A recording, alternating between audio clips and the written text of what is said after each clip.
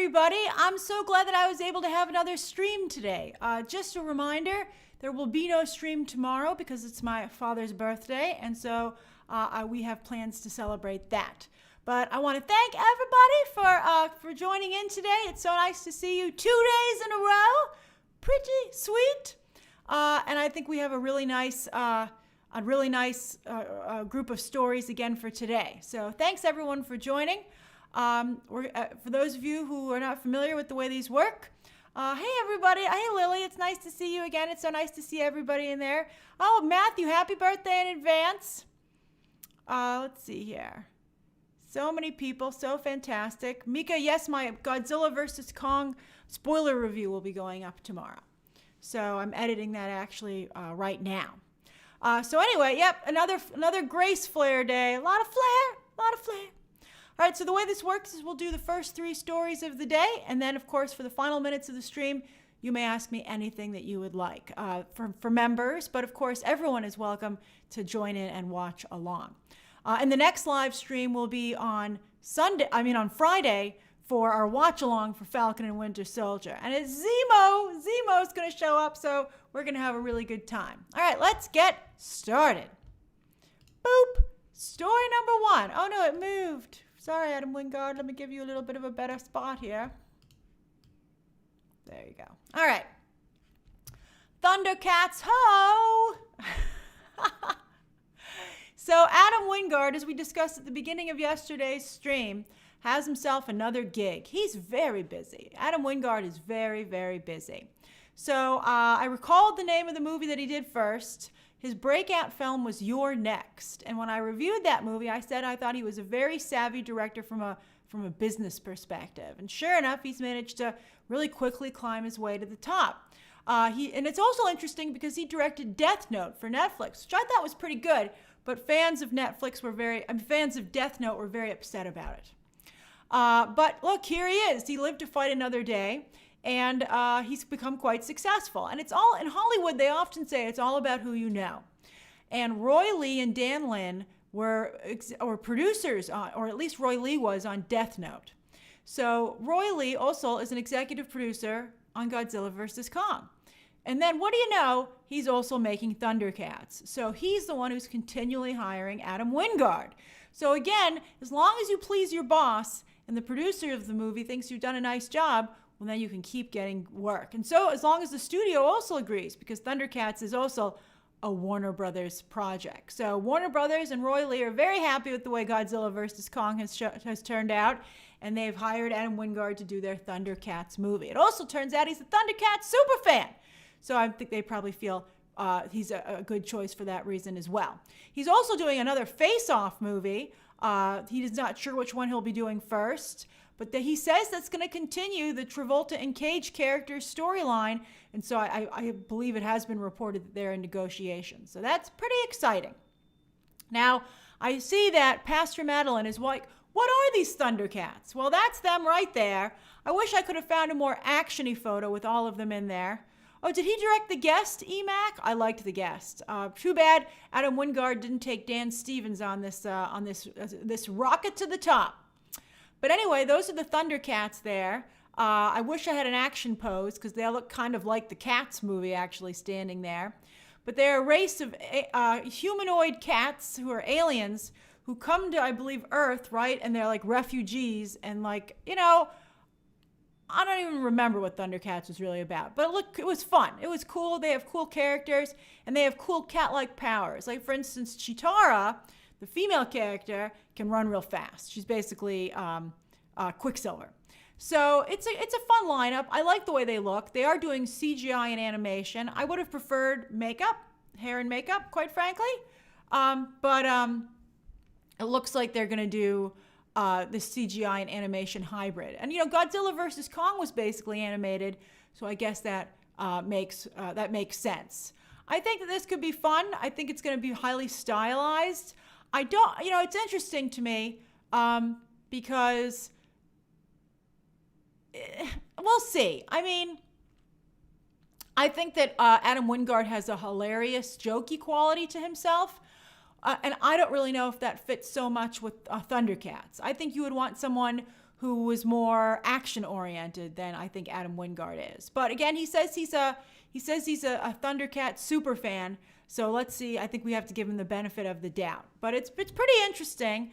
Who here is interested in a Thundercats movie? I also wonder if they'll gear it for adults or for children.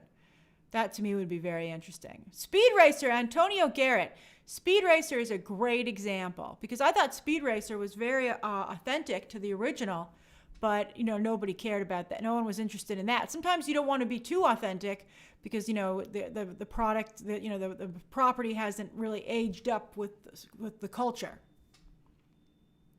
Oh, a lot of no's. That's interesting. I wonder where it will end up. Maybe there'll be an HBO Max special because it's Warner Brothers. I think I have to see how it looks. I have to see. I have to see how strong the action looks and how strong the visuals are. I mean, obviously, I will watch it to review it, but in terms of my own personal interest. But we'll see what happens. It's an interesting. I filmed my Godzilla vs. Kong spoiler reviews for today, and I had a lot of problems with that movie, even though I think the fights are pretty good. I talk about that a little bit, in the way, the positioning of the movie in the review. That's funny, Ivan. Your thing got blocked, but let me get it in there. Ivan said they're X-Men cats. They are basically X-Men cats. That's a great way to describe it. They're X-Men and they're cats. That's hilarious. That's a great Hollywood pitch. And it would get it sold, and I believe did. All right, so that's the first story of the day. The second story of the day, boop, this is crazy, but I actually kind of like it. So I saw the headline when I was getting stories for today's live stream, and it said, Game of Thrones is going to Broadway. And I was like, that's the dumbest thing I've ever heard. And then I immediately thought, and it was actually mentioned later on in the article itself, but I was like, hey, wait a minute. I saw Harry Potter and the Cursed Child, and that was a really good time. So they're both Warner Brothers, so if they could do it that level, I would be pretty excited. I don't think it's going to be a musical, Madeline.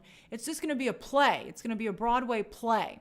And it's going to be like Harry Potter and the Cursed Child. Now, Harry Potter and the Cursed Child was an extraordinary theatrical event. It was two versions. It was basically two plays that you could either see back to back for a matinee in the evening, or you could see 2 days in a row. And it was really, really fun. And not only was it fun to just see the story continue, no, Brett, it was a huge hit. I mean, it was critically, people said bad stuff about Cursed Child from a creative perspective, but it didn't stop the thing from selling out in the UK and in New York. And it was just really cool because they also did a good job. Like it was like an event. They did a really good job. Like the theater was themed, not only the area where the stage was, but also where you could get your snacks and your souvenirs. And it changed from night to night, like it changed from show to show. So when you go in for the first show, it was all like Hogwarts themed and Harry Potter themed. And then when you went for the second time, it was all Voldemort and, evil themed. So that was like really fun. It was great. It was a really, really, it was just, I think, a really, really well done thing. And so I would say that if I were Warner Brothers Theatrical, I'd be like, why wouldn't I want to try and replicate that with Game of Thrones? So this is what they're going to do. So I don't know if it's going to be a 2-night event or not, but George R.R. Martin, who's writing it, does like to write a lot, and that of course was a big upsell, to have it be 2 nights, either a whole day or 2 nights. So they're going to tell the story of, for those of you who are Game of Thrones fans, you might get excited, but I'll explain it to the rest of you. So it's the Great Tourney at Harrenhal, which was apparently a very important event in Game of Thrones history. So this is a prequel. The Harry Potter was a sequel. The Cursed Child was a sequel. This is a prequel. This will take place 16 years before the show. And it will have younger versions of Ned Stark, who's still alive, his sister Lyanna, who is Jon Snow's mother, Jaime Lannister, because it's all these men are entered in the tournament. So Jaime Lannister, Lord Robert Baratheon, Rhaegar Targaryen, Oberyn Martell, Pedro Pascal's character, a younger version of that, and I would assume Cersei and other Lannister family members as well. And so at the end of the event, this is where Rhaegar pronounces his love for Lyanna, and that leads to Robert's rebellion and the Targaryens being overthrown. And of course, to Rhaegar and Lyanna running off together and having Jon Snow and their death, etc. So I think it sounds, interesting. I'm sure they'd have to put a lot more intrigue in there. But let's see how it would be cast. Maybe they could have guest stars. Maybe they could have actors from the show. Maybe show up and do like little stints here and there. Playing other characters. I mean, I'm sure I think that this is very much a commercial venture instead of like a Broadway, like trying to make serious theater venture. So I'm sure they'll work very, very hard to build those elements in. And I'm sure they'll have Game of Thrones themed merch and Game of Thrones themed snacks. And I think it would be really, really cool. And I think a lot of people would be interested in that. So I think it's a very, very clever idea. Now, who here would be interested? It was very expensive to go to Harry Potter, but who here would be interested to go and see Game of Thrones on Broadway if this is the event? I think I would probably go. Live horses on stage, Alex? I'm not sure. They have live horses on stage at the opera. Oh, a lot of you are like, it's done. I'm not going back. Warner Brothers is like, let's see. I don't know. I'd be interested. Let's see how it comes together, but I think it's a very clever idea. All right, so that's the second story of the day. So Warner Brothers Theatrical, Disney Theatrical makes a lot of money, and I think Warner Brothers Theatrical might finally be getting the hang of it. I saw their Willy Wonka a couple of years ago with Christian Borle as Wonka, and it was really fantastic. That was also heavily themed. They had a great candy snack concession stand, and it was just a really great event. So I actually really like Warner Brothers Theatrical Productions. I think they're 2 for 2. All right, so the third story of the day, I thought this was interesting. Jeremy Strong from Succession has gotten himself a starring movie role. I really, really like Jeremy Strong, and I think everybody who watches Succession does. He's just phenomenal on that show. And you might think, does he have any range as an actor? But if you saw Trial of the Chicago 7, which is him on the right there, I thought he did a wonderful job in Trial of the Chicago 7. I thought he showed a lot of range. So I'm very happy that he's gotten himself a movie role, and it's an excellent movie role. So what's everybody talking about these days? Vaccines. So Braun Studios got the very clever idea to do a movie adaptation of this famous New York Times bestseller book that's out right now, which talks about ye old vaccine for polio and the original Dr. Fauci, Jonas Salk. So I think that's a very clever idea. That's Jonas Salk right there, who in the 1940s and 50s devoted his career to finding a vaccine for polio. And then on top of that, he refused to patent it so that it would be widespread. So it could get to the most people as possible the fastest. And today, there is no polio. And so he actually did it. He eradicated polio. So I think that's pretty interesting. And I'd be curious to see how the story would work out. That's a very old school type of movie. They don't really make movies like that anymore, but I'd be interested to see what they do with it. So, and I think it's not a bad idea, especially, he's an American virologist hero. I think most people aren't aware of who he is. I think it would be really cool to do a movie about that. And probably also, Evan Moore says it's a healthcare major. This is very interesting to me. I think it would talk a lot about, hey, Sean's World. Hey, Kitty1121.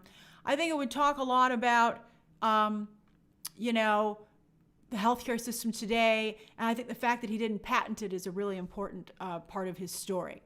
It does sound a little like a Netflix project, Dan Blaster, but we'll see who Braun doesn't have a studio just yet. Braun is producing this, and they've signed Jeremy Strong to star. He'll also executive produce, and they haven't gotten a director just yet. I think that'll be really, really pivotal. But I think it sounds like a great project. I think it's really, really impressive. All right, so those are the 3 stories of the day. It's 6:22. You can ask me anything you'd like until 6:32. Very nice to see everybody here. Bam says, I can hear one of my tutors at med school talking us into watching this. Oh, wouldn't you want to? Brendan Tomasi says, what is your opinion on Alien 3 and Alien Resurrection? I've actually never seen Alien 3. Even though it's a David Fincher movie. And I liked having a female android, Winona Ryder in Alien Resurrection, but I'm just not a huge fan of that movie. I like the first 2. EMAC says, Grace, are any of these Marvel leaks credible? The Eternals leak is correct, which is shocking that they had such a big leak like that. So that's correct. I don't believe the X-Men leak. I don't know if it's true, but I haven't even seen that. I've just seen hints of it. But I think it's a little too early for X-Men, quite frankly. But hey, Nicholas Connor films. But we'll see. We'll see what's going on. Those leaks are just breaking. But I can tell you that the Eternals leaks are correct. Doggomania, the Eternal leak is the entire story that leaked on Reddit. They invited someone to an early screening, a test screening, who wasn't a family member, apparently, and they spilled the whole thing on Reddit. It's the whole leak. It's the end credit scenes. It's everything. Frank Heinzelman says, why don't you like Avatar? You're talking about James Cameron's Avatar? I just thought the story was very cliche, and I thought it was a little boring, and I thought it was not only cliche, but very unsophisticated. I like the beginning of Avatar, like the first act, but then I think afterwards it just, I think, becomes very silly, in my opinion.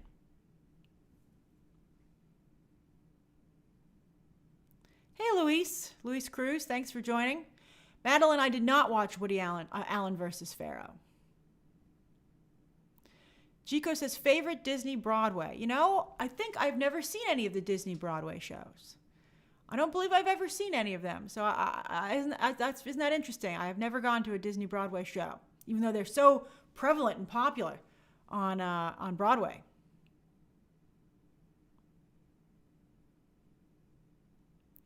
Chad Parker, CJ, says, what are your thoughts on the Impulse casting for Flash on the CW?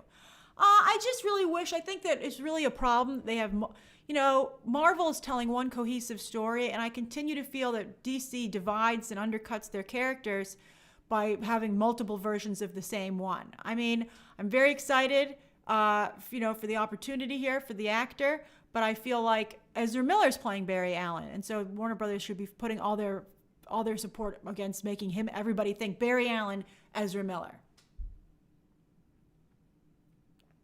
Luis, new member, says, I'm very excited for Suicide Squad. What are your thoughts, and do you think it will succeed? I think that it was a surprisingly soft performance for the trailer. I don't know if that's Snyder Cut, revenge, or if it's organic, like an organic lack of interest. But I think that it's pretty clear that they should. Hey, another Mika. Hey, Mika, man. I think it's pretty clear that Suicide Squad shouldn't have been rated R. I think that and I think it's rated R in a way that kind of turns some people off. It's not rated R in a way where you're like, oh, it's just extra. But I feel like it's so in your face R-rated that I think some people maybe just, didn't watch the trailer as much as they otherwise would have. But all I can say is that it's nowhere near the views of the Mortal Kombat restricted trailer, and it should be matching that. So I'm curious. I don't know if I'm not quite sure what's at play here. Is it the people just feel it's too much like the other Suicide Squad? Is James Gunn, maybe his image is damaged more than had been suspected? I think we'll have to see what happens in the coming weeks as we see a little bit more about the movie. But I'm looking forward to it. As I said, I'm a Harley Quinn stan, so she looks great in it, and so I'm just very happy about that. Brett, as for the Oscars, I think that I think you're going to see a lot of what you've been seeing so far. I think Nomadland is probably going to take Best Picture. And I think you're going to see everybody. It's going to get divided up amongst everyone. I think Chloe Zhao will probably get director too. But I think that you're going to see like Emerald Fennell will probably win screenplay. They're going to divide it up amongst the big movies.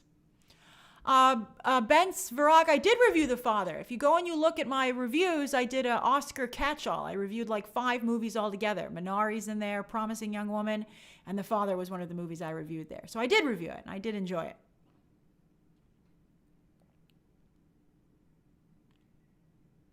Hey, Mika Man. Dan Blaster says, would you like to see Hawkgirl introduced in Wonder Woman 3? Oh, I don't know. I think Wonder Woman 3 has a lot of damage control to do. And I think maybe they should just focus on Wonder Woman and one of her classic villains, like Giganta or something like that, or Circe.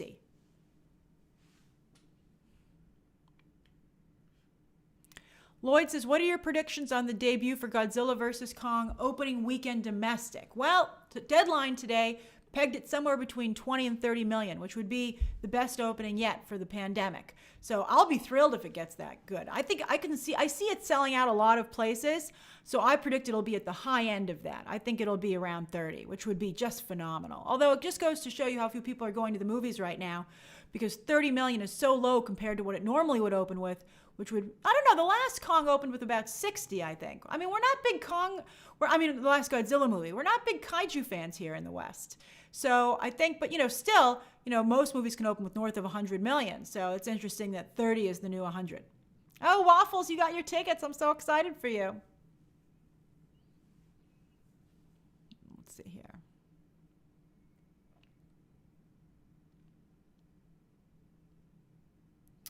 Ricardo Estevez says, is Dwayne Johnson supporting the Snyderverse, Grace? I don't think I doubt he's supporting it to the level that has been reported. I don't totally believe that report.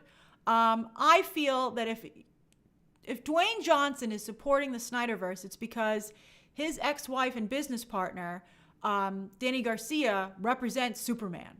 So they would obviously, hey, Nicholas Williams, they would obviously like Henry Cavill to continue in that role. So I think The Rock is stepping up and supporting Danny Garcia and her client, and I think that's why you're probably seeing him if he is making any moves, that's likely why.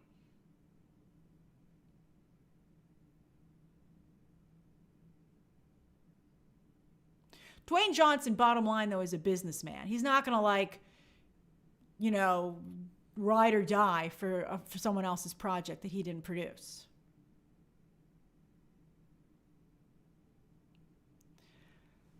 Alex says, do I need any previewing before The Falcon and the Winter Soldier? Well, you really should have seen all the Marvel things, quite frankly. The story's getting pretty complex. But I probably would watch Civil War. I think that's probably the best thing for you to watch before watching, maybe the Captain America movies. Maybe you should watch all the Captain America movies. Maybe you should watch First Avenger, Winter Soldier, and Civil War. And I think that's probably your best bet. Oh, Nate, you're watching Hereditary tonight? Good luck. Hey, Night Owl.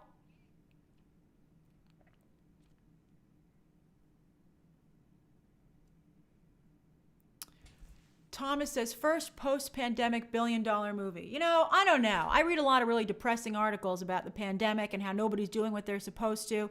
And this thing could go on for years if it ever goes away. So I don't know what's going to happen to the movie space. Thank God they built all these streaming services.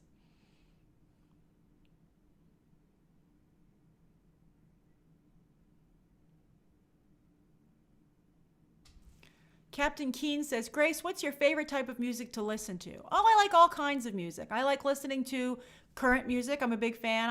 I subscribe to Apple Music, so I listen to their radio stations a lot. They've been a little not as good lately, though, which is unfortunate. But I listen to current music. I listen to soundtracks. I like to listen to Johann Strauss II waltzes sometimes. Those are a good way for me to unwind. And those are the three. And I also like techno music for when I'm at the gym. So that's what I really like.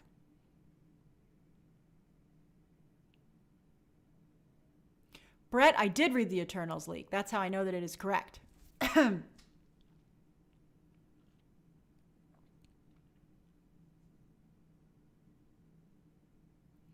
Chico says, do you think that Cruella could be a potential franchise like Maleficent? Oh, I think for sure. I think definitely, especially since she's starting so much earlier for the character. So let's see how it does. Maleficent 2 did not work out. So, yikes. All right, it's 6:32. Time for me to do some shout-outs. So just tell me where you are, what you're doing. Dancing Dog 60. I don't know when I'm going to have McDonald's again. So sad. I haven't had McDonald's for a year. Stupid pandemic. Oh, Frank, I'm so glad you're enjoying the live streams.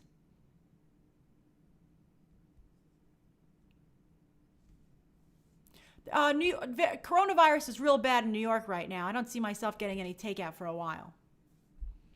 Poet of the City is in New York making a scarf. Oh, that's awesome. Frank Heinzelman is in Munich, like Falcon was last week. Oh, I love that. Let's see here. Brett is having chips and salsa in Brooklyn. Chico is braiding my doll's hair. That's great. Waffles is just drinking some lemonade. Rio Duarte says, my birthday is tomorrow, so probably eating cake. Oh, that's great. A happy early birthday. Let's see here. Rodney Dollar is napping, re-listening to the Raya soundtrack. So good. I listened to that too. See, a soundtrack. I love it. Matt says, coming at you from work in Michigan, eating a pizza and looking up those Eternals leaks. That's funny. Dogomania is sleepy in Turkey. Evan Moore is Night Owl is in Houston and eating 2 crab cakes with edamame. What a delightful meal. Evan Moore is enjoying the sunshine in Erie, Pennsylvania. It's pretty frickin' sunny here too, as you can see. Let's see here. Frank, again, just said watch Murder by Numbers. I don't think, oh yeah, it was the Sandra Bullock movie, right? Let's see here. Mika Quinn is headed home from work. Raymond Wilson is in the UK watching you before bed. Yay! Let's see here. Carlos Munoz is at the Olive Garden. That's fantastic. Erwin Metzinger is in France with my cat sleeping next to the keyboard. Oh, that's adorable. I house sat once, and the person had a cat, and that cat was so cute. That cat wanted so much attention. I don't know why people say cats are aloof. Well, at least this one wasn't. Madeline says, watching my husband mow the lawn by the pool from the couch. What a life you're living, Madeline. Chad's in Manhattan leaving the gym. That's awesome. Be safe. Let's see here. Captain Keane says, nighttime in London, off to bed. While Sion is in Wales about to start watching Invincible. Oh, you're going to have such a good time. Marvelous Jack 93 is watching Easy A right now. Well, Hocus Pocus is dyeing eggs for this weekend's egg hunt for Easter. Oh, that's so great. And Bam says, shout out to my fellow Londoners, Brits up at midnight. You guys are so great. All right, everybody. It's so lovely to see everybody. TJ, I'm sorry you just got here. But thank you, everybody, so much for joining in. The next stream will be Friday for Falcon and Winter Soldier at 3 a.m. Oh, it's going to be a good one. Okay, bye, everybody. Bye.